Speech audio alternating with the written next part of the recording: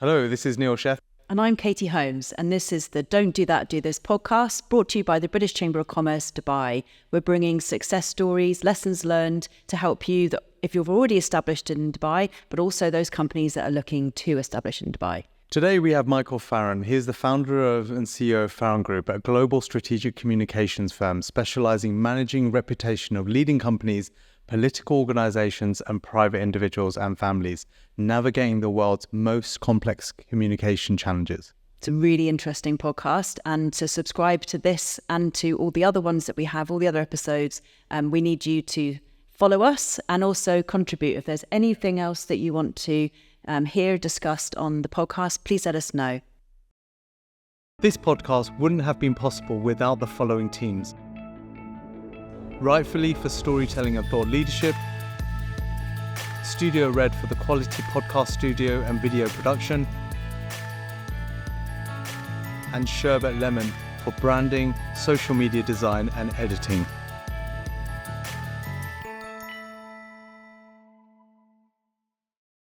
Michael, it's been a while. We've been trying to schedule this for a few weeks now and really looking forward to the conversation. We've already just had a great conversation. I feel like there's 2 podcasts already.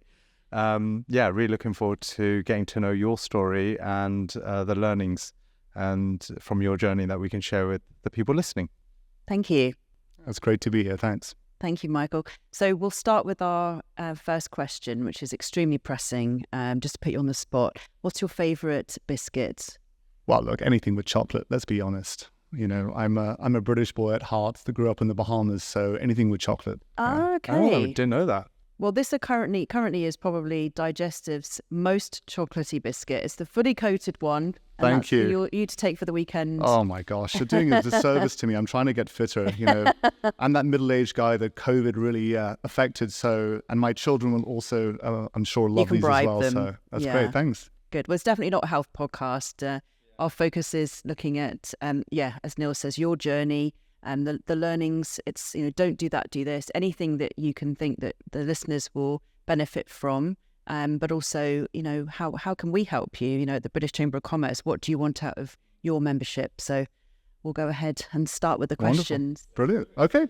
So look, just give everyone an overview of what is the Farrant Group and tell us about how you got established.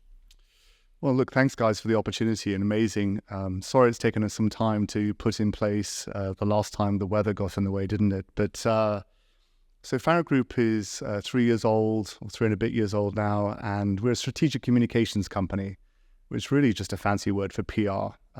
We believe, or we try to position ourselves in the marketplace of doing the more complex end of the spectrum of this work. So we work for governments around the world. We help run elections. We work for companies and individuals and families.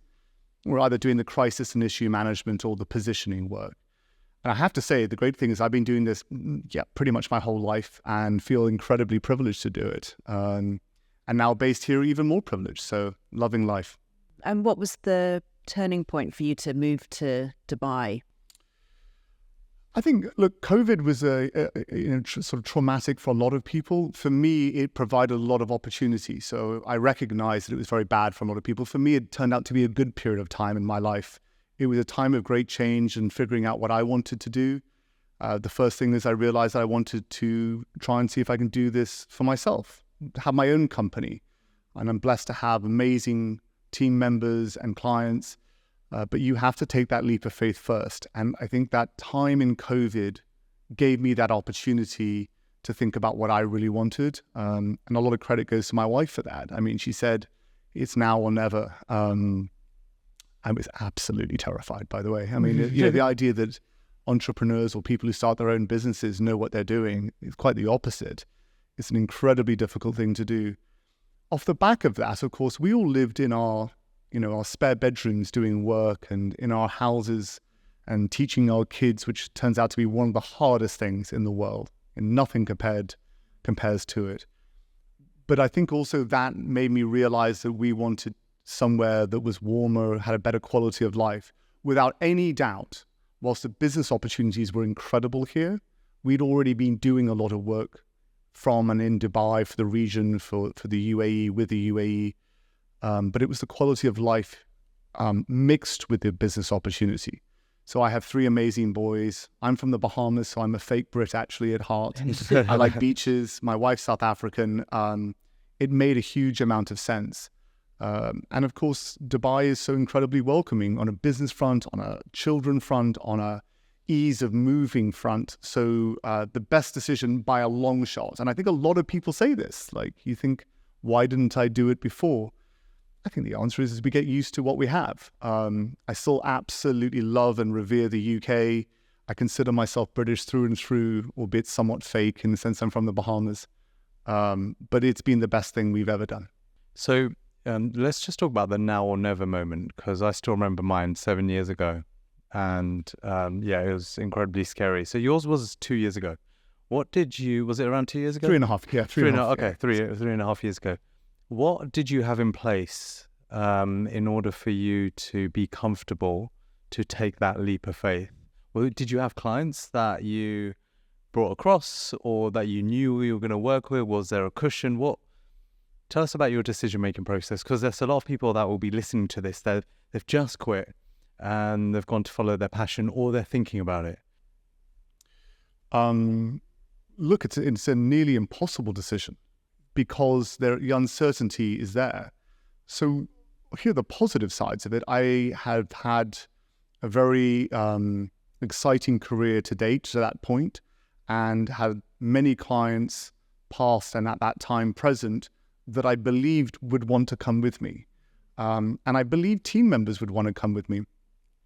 But you have absolutely no idea. So we're a professional services firm. It's all about people, both clients and employees or potential employees. So you have to believe that you can do it, right? That you can generate the business.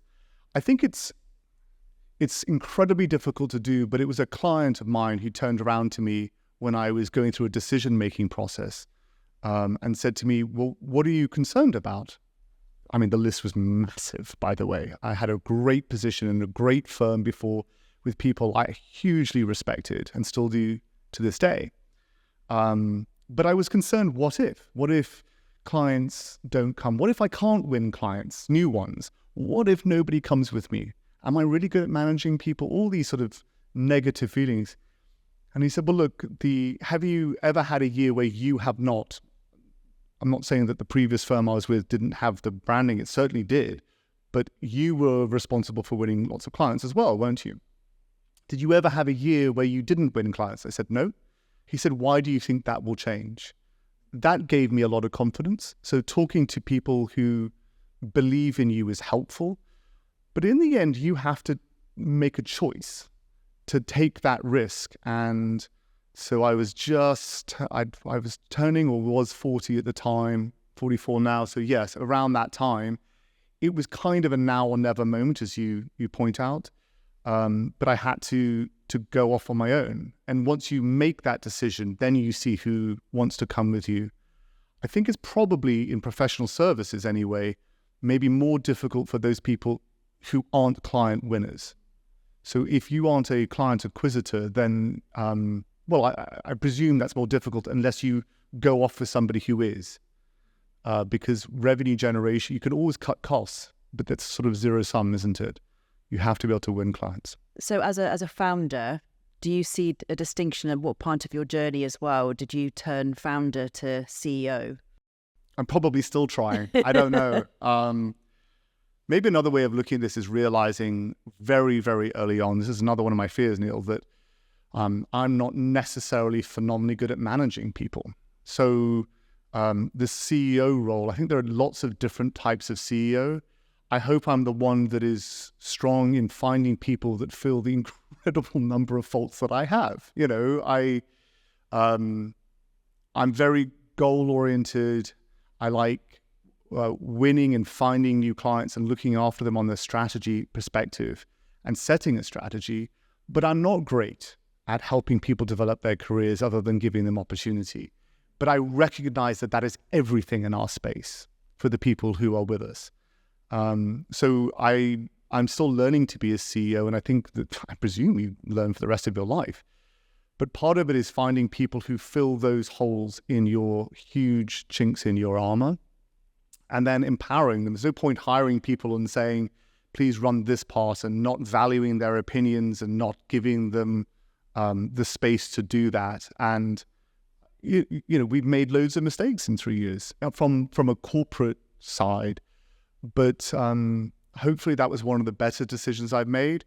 And then the next one is leading from the front, yes, on the things that you're good at, but also leading from the front of admitting when you haven't done a good job or that you could be better. Because I want everybody in my team to realize that if I can say, yeesh, wish I hadn't done that, or, yep, that's on me, because the quicker you own up to something, the quicker you can fix it.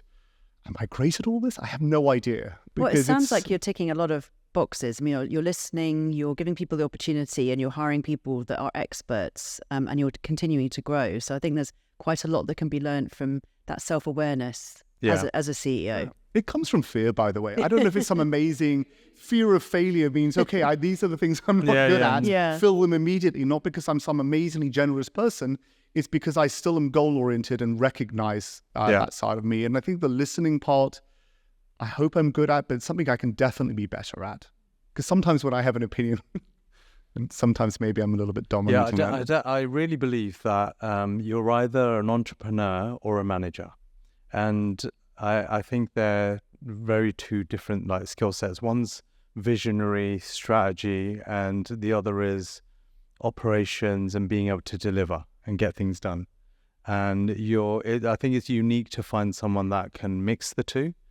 And I think in every company you need both. Yeah, 100%. And I feel like every role either fits that or that. And it doesn't mean if it's a larger company, it doesn't mean if you're an entrepreneur that you're building a business, but you are setting a vision or a strategy. Question just around, before we go into how you actually get clients, because I think that's going to be really interesting. I see you're very active with a number of different things. You were recognized as a top flight reputation manager in 2024 Spears Reputation Index, Spears Magazine. So congratulations for that. First of all, tell us and the audience, what is reputation management? What does that actually mean? And then more from the growth side, what did that mean to get that accolade for you personally, for Farrant Group? So reputation crisis management sort of developed over the last 20, 30 years. I think probably the Americans were first in developing this. Everything from litigation support through to sort of government positioning and running elections. Americans on communications really led at the forefront. I think the Brits caught up pretty quickly. I'm not suggesting other nations don't do this, but we certainly caught up pretty quickly. And by and large, British people tend to have had a exposure to a greater global perspective. And I think the British firms that I really, really respect, and there are some American ones, of course, I respect hugely, really took a hold of that culturally. We managed to work in many more different countries with greater ease because you do more listening, you have a more discursive and less didactic approach to these things, and you're not coming in saying that you are their savior. You're coming in to work with them to help professionalize it. But reputation management really is what it says on the tin. It's helping a client improve their reputation. If it's strategic communications, the point is it should be for a purpose. I argue if it's not, it's publicity, and they're great publicists who get greater column inches, and it's sort of a volume and exposure thing, which in the case of some great publicists results in greater revenue, for example. That's not what we're doing. We're trying to help clients achieve goals where strategic communications is a big part, or at least a part of that process. And so we're trying to help them to get somewhere. And that can be crisis and issue management, but it can be positioning. So it could be positioning for a government, for greater recognition for FDI, or their work in biodiversity, or their work on security in the region, or a whole host of things. Elections pretty clear, to help a government get re-elected or an individual to be elected for a certain post. For companies and individuals and families, it tends to be about access to capital markets and deal flow, political insight or positioning for a purpose. And the second question is really around, what did the award mean for you as a Spears as are a amazing. business? I have nothing but great things to say about Spears, and Edwin, who's the editor there, is doing a great job. I understand, by the way, that he's coming and thinking about setting up here in the UAE and Dubai. So I certainly want to connect you guys. Look, the answer is honored, humbled. I think being named top flight in anything is amazing, but to then rest on the laurels that, oh my gosh, I'm one of I don't know what, I think it was 10 or 20 people that were considered that. It's an honor, but you're only as good as your last year. And so you have to keep going. I think you have to put these things in perspective. There are amazing men and women doing what we do out there. And without any doubt, they would love to have some of the business we have and vice versa. So, it's competitive. You have to continue to be best in class. The fact that on any given year you may be recognized for it is lovely. It's helpful. It's great that you guys bring it up. I really appreciate that. But I don't put too much weight in any particular accolade because it's a snapshot in time. And when you're looking at your clients, who is your kind of internal sales agent within a client? Who gets what you're trying to do and works it internally to sell the proposition in to their C-suite? Well, there's sort of two answers to that. The first point, and I think this comes back to Neil asking sort of where do our clients come from? We'll get there and eventually. They're linked to who our clients are. The first thing is we spend very little time chasing after the end user client because it'll be binary. Either they're interested or not. Either they like us and our proposition or not. Whereas if we get to know and become respected amongst professional service providers that have the types of clients we want, then they may have multiple clients in any given year or over a lifetime of working. So our nearly 100% approach is to find professional service advisors, lawyers and intelligence professionals, and the list is large, So partnerships. Partnerships, I don't know if they're official, but obviously work flows both ways. And they recommend you not because they can necessarily get a referral fee or anything. It's because they have a client that has a requirement of which Farrant Group could be part of the solution. And therefore the client respects them for being part. They're helping solve a problem. So our introducers and our network are hugely important. The client side, it tends to be the chairman, the CEO, the head of government or the head of state. Or the head of family in terms of who buy these services. It's rarely many rungs below that because it tends to be incredibly important where trust and decision-making comes from the top.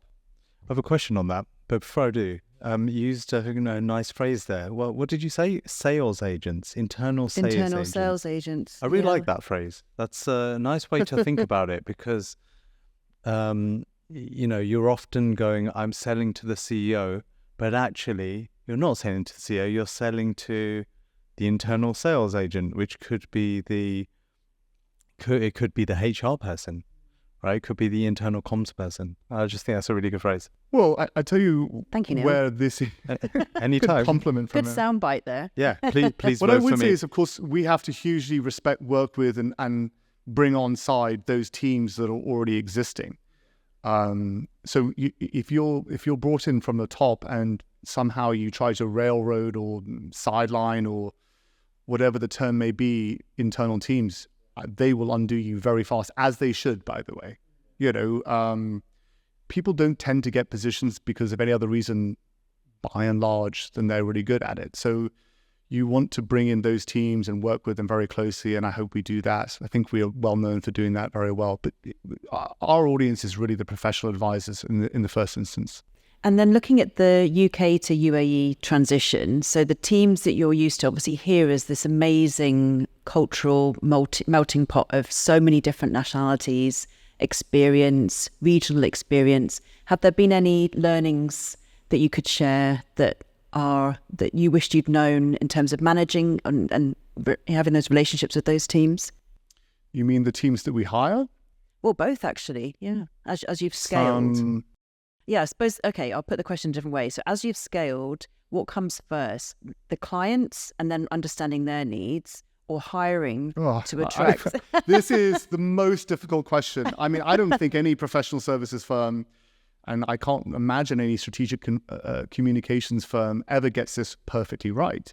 You know, if you hire lots of incredible people, but you don't have the revenue for it, or that you think you're going to go get clients, in my experience, that hubris will bring you down fast. Equally, if you don't go and hire amazing people as they come along, it's going to be incredibly difficult to hire. This is a cat and mouse, chicken and egg scenario. They're both vital. If I was to guess which comes first, you have to be able to win the clients, because if you don't have the revenue, you can't pay and look after the people you have. So it's exhausting for the founder then, having to be all things. Yeah, to and people. my top team. I mean, they do a huge amount of sifting through CVs and outreach and headhunter work and to get great people. And you're constantly looking. I mean, don't get me wrong, they are our only asset, along with the brand, of which they are hugely. I mean, they're mixing up my words here, but they're the most vital part of the business. But if you don't have the revenue, you can't pay for them. But yes, it's our biggest priority outside of winning clients. And how important, it's a leading question because I know the answer to this really, but how important is Arabic speaking as a communications professional services in the region? I would say the answer is probably more mixed than you might imagine in our field. We have some governments and corporates and private clients that really value having Arabic. It's not that, and we have Arabic speakers, of course. It's also interesting, some clients don't want you to have Arabic speakers or people from their home country. There may be security implications for it in their minds, but actually it's a little bit mixed. We're also lucky and incredibly selfish in the English language speaking world, how many top people in top countries speak our language.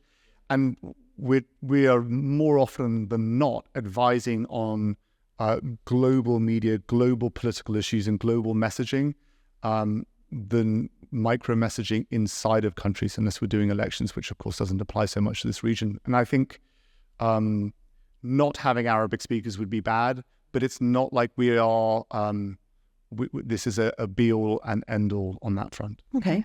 Yeah. Thank you. So I saw a recent webinar that you put up on your LinkedIn with Mike Pompeo, the former US Secretary of State. So very impressive. Can you just talk through, how you go about getting someone like that onto a webinar, number one, and then number two, like how does that fit within your overall communication strategy, your marketing strategy, etc.? Well, obviously, it's a marketing endeavor in of itself, and hugely privileged. The secretary has done 2 webinars with us, and we consider him a friend of the business. But let's not go too much further than that. I mean, Secretary Pompeo is a titan of this world, and Farrant Group is, a strategic communications firm, and so the honor is having amazing people. I think from a marketing perspective, it's about finding men and women out there in the world that have an incredible set of things to say, and have the gravitas of the history of their work from which to be able to say these things. I genuinely do not believe in marketing endeavors or business development endeavors that are sort of run of the mill, because we get bombarded all the time with requests for events and the like. So you want to stand out on these things, and whether we do or not is for other people to say. But it's about providing our network or our extended network with an insight to the geopolitical landscape in this particular case that is close to being unique. From a person who was the last Secretary of State for the United States and head of the CIA, and there's lots of whispers of what will happen if Trump gets back into power. About his position, we'll have to wait and see. So it's really about providing something that genuinely would be interesting to the audience that we're inviting. How much preparation do you do for a conversation like that? I mean, I think probably my team say that I probably should do even more. So Thanks I don't for the know. honesty. No The winging answer it is you for take that it. one. You take it really seriously. So you think about questions. But having Secretary Pompeo doing a webinar with you and interviewing, actually, funny enough, when you have someone as professional as he is, the conversation will flow. There's no lack of questions you can ask him. And of course, our audience was asking questions as well. Probably the most difficult thing is figuring out when to ask questions from the audience and reading them off the screen. But it's a real privilege to be able to do that with him. And there are enough geopolitical events in the world that you can... And then the key is not to stay away from hard questions. He's more than happy to answer, in this particular case, any question. So it's also important to ask from your audience really tough questions, which of course there are lots of. You mentioned you've been traveling a lot. So seeing Dubai as that hub, where is your most frequent flight to at the moment in terms of business development and servicing your clients? Oh, I mean, I really do fly all over the place. It really depends on where's required. Obviously, I'm back in the UK with huge frequency. So this year would probably be pretty high on the UK. But the previous year, for reasons due to of work and family life, actually I was not in the UK very much at all. So it fluctuates. Client requirements dictate that. But this as a hub is amazing. The UK is a pretty amazing hub, but it really pales in comparison to being based here. So the ease of access to many cities around the world is significantly higher here, which allows me to travel quicker and more efficiently so that I can also see my family, who often think I'm not at home enough, and they're not wrong. It was Dubai was described at an event I was at yesterday as the business class lounge for the world, with such a trading hub. Yeah, I quite liked that. Yeah, I do like that. With so many inroads, but obviously exporting as well. It's unbelievable. Yeah. I mean, what's happening here in Dubai, I think people think that I've drunk the Kool-Aid when I talk about Dubai and the UAE. I just wish more people not just would come here with the eyes to do the sun, sand, sea, glamour, and those sorts of things, but to realize that, all of us here in this room came here for a reason that was greater than just the fact that there's beaches, and really nice restaurants, etc. We have incredible school, and the list goes on. The quality of life mixed with the ability to work here is unparalleled. And I think there's still a huge misconception about what it is to be in Dubai, to live and work here.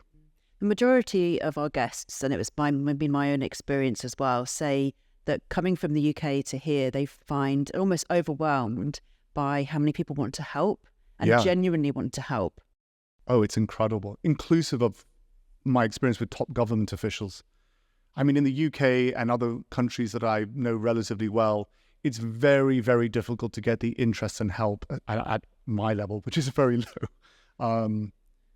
From top government officials here. The moment I moved here, we were, I can't begin to tell you how much help we had, for example, from DET. Unbelievable.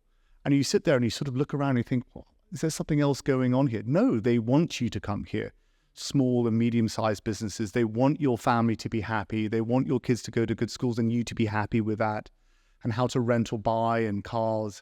I was blown away in Salam. I mean, the fact that government, let alone the British Chamber of Commerce, which of course is your new name, and well done, I mean, really impressive, cares about people at the top level, the CEO taking meetings all the time. I mean, I don't know how you keep up with it, but also...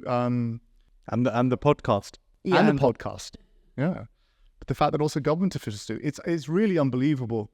I think for people who come here who are expats from all different countries, there's also an idea that, we're all here to make our lives, both in business and for our families. And we all remember what it's like to move here. Yeah, I think that is literally it. I feel like that is a big part of why people open doors without even being asked. It happened to me so many times for the first 2 years. And I feel like I'm always trying to pay that back. Like just yesterday. Paying it forward. Yeah, pay forward. And yesterday I introduced two guys. I met one guy for coffee and I was like, you need to meet this other guy. didn't ask permission from the other guy, because no one's ever asked for permission from me. And I just put them in touch, and I know they're gonna really have a great conversation. So, Michael, I noticed on the website you've got a really high caliber advisory board, and that's clearly a key part of your strategic communication. Can you talk to businesses like me who don't necessarily have a structured advisory board, and what is the value that drives for your business and you? No, we're very privileged to have an amazing advisory board. The onus is always on the management and the CEO to actually engage enough for the advisory board. In my case, but a lot of cases, advisory boards aren't used well enough and working together. It's got to be a two-way street. I guess just connected to that, how do you go about structuring that? So I guess, tell me if I'm wrong, but when I think about advisory board, it's especially for a solo founder, it allows you to, I guess, gain different perspectives, maybe think of things in a different way, use them as a sounding board. Am I right in that? Is that really 100%. where Look, I went to people that I knew and respected prior to setting up the firm, and I think it was probably my mother that once taught me that if you don't ask, you don't get. And people can easily just say no. And we were just talking about it in Dubai, how people want to help. I think actually it's quite a human thing. Some places are more cynical and some people are more cynical. But if you ask and people want to help and you have been good to them, worked with them, you have a friendship or a business relationship that is mutually beneficial, lots of people will want to help if you're really trying to do something good, and you've got to continue that relationship. But their advice is invaluable. Their little black books are often invaluable, but you can't abuse that. You have to work with advisory boards in the same way that you would work with anybody in business, in a very respectful way, and make sure it's mutually beneficial. But a lot of people will do it because they like you and they like what you're trying to do. Yeah. Not everybody, but ask people that you think there's no way they would say yes. They might do because they want to help you. I wonder as well if there's you don't want an echo chamber either. So is that where you're kind of going to? Yeah. How do you know what you think you need, but how do you know what you don't know? If that makes sense. You don't know what you don't know. Yeah. I guess it's a bit like the BCCD's new board that you're working on right now. Yeah. I guess that applies to advisors, like my advisory board, or my non-executive, but it also applies to your senior management. So my co-founder, Peter Hedden, he won't mince his words when he disagrees with me. And that Right. I value massively. But it's also important, by the way, to find somebody or people that can, give their opinion, push back on you, that you don't want to get incredibly angry with very quickly. Yeah. And so those people often tend to be sort of far and few between in your life. But yes, you need to make sure you don't live in an echo chamber, but also that it's not combative, that you can receive the message from somebody saying you're wrong, you should look at this, or stop being arrogant, or whatever the thing that I'm more than capable of doing. You have to be like self-aware and open, like you were saying earlier, and how you were saying. And you have to be able to receive the message from that person. Yeah. So it's partly their communication style, partly your humility to accept it, and it's also partly the longevity or the closeness of your relationship. And I'm very lucky with Peter to have What's that. the structure behind the communication or the frequency? Is it just like, hey, you're part of my board and I will reach out when I need you, or we'll stay in touch? Or are you very structured, like, hey, we're going to meet every... Unfortunately, my advisory board and my actual board my fiduciary board may hear this podcast, so I will need to be honest. We're still working on that. Right. I think that we should be a lot better. We could be a lot better. We want to be a lot better. Yeah, thanks for the honesty. Yeah. Makes me they're feel going to better. be listening maybe. So You're suddenly going to have a diary invite for every they month. would probably all argue Michael and the, and Peter and others don't communicate enough. And that's not, it would be a small gripe. I hope it's a small gripe, but we need to be We need to be better at that. And that would only benefit Farrant Group. But it's amazing how the needs of today often get in the way of these things. I think I need this. I've got one guy, like he's almost like my tech mentor. But I feel like I need a few more. So I think I think every business needs to. I think every individual, even from when you're taking away from work, you look at your life, and if you were to, sit around this table, who is your life board of directors? And you have professional mentors, but you also could be a parent, it could be somebody that you met at university. Yeah. I think it's quite interesting now and again to have some self-reflection and think about who are your advisory going, it's not just have to be professional. My kids would be around my table, definitely. They're probably the most vocal of board of directors. No, I think our families are sort of at the forefront of that, aren't they? Yeah, absolutely. So what next? What next for Farrant Group? What's the plan? Certainly not more of the same. My old boss and business partner always taught me that more of the same is not the answer. And I hugely respect that. And the answer is continue to grow at a sustainable rate, continue to improve services in order to do that growth, look at doing things in a new way, whether it's technology or marketing or client acquisition, whatever it might be. It's a competitive landscape. We were talking earlier. It is incredibly hard to win in clients. I mean, unbelievably hard and unbelievably easy to lose clients. So when you know that, you have to work like hell to make sure that you maintain and grow. It's a really difficult thing. And also, I would love to eradicate or reduce, cash flow swings.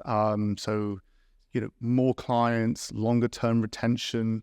I think we're getting better and better and better and better at that, but we have a long, long way to go because the roller coaster nature of running your own business, even with an amazing team that we have, we'd like to flatten out some of those peaks and troughs with an upward trajectory, of course. So I think that's a great soundbite to end the podcast with. I'm sure it's felt by a lot of our listeners as well. So thanks so much for your honesty and transparency. It's been great. Thank you very much. Yeah, I really enjoyed the conversation. Yeah, thanks so much, both of you. Thank you. Thanks.